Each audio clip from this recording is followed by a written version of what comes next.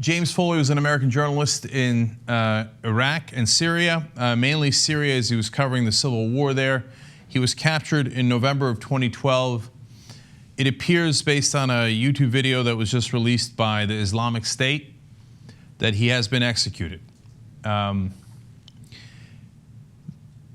It is hard to describe how heroic these reporters are. You know, we kid around on the show sometimes making fun of Bill O'Reilly when he says he covered 4 wars with a pen. Yesterday we were talking about how, you know, look, we're not out there on the field. Our job is much easier. We analyze the news, and there's value in that. But there's not the kind of bravery in that James Foley and others show day in, day out when they try to cover the most important news in the world and the most dangerous places in the world. He's not alone. There's also another journalist, Steven Sotloff, who is right now being held by the Islamic State. They're being held in Syria, or he's being held in Syria. As I said, James Wright Foley has been executed. And it was a video entitled "A Message to America" from the Islamic State. There's something like so weirdly chilling and ridiculous about the messages, because it's hashtag America and hashtag Islamic State, where the modern world joins the dark ages in the most bizarre ways. Apparently they beheaded him. And I can't show enough respect for these reporters. I mean, look, we cannot operate in a functioning democracy or any kind of government that cares about the people without getting information to the people, whether it's in your own country or it's in foreign policy news. And the fact that people like James Foley risk their lives to bring us that information is incredible. And their heroism is really, I don't have words for it, and I'm in the business of words. And I couldn't do it. I wouldn't do it.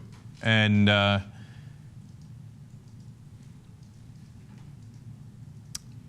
our job comparatively is a million times easier. And we could not do that job without heroes like James Foley getting us the information. So from time to time, we take on the establishment press and we call them out for what's wrong. But we don't do it in the right-wing way, where they want to destroy the press so that they could just replace it with their propaganda.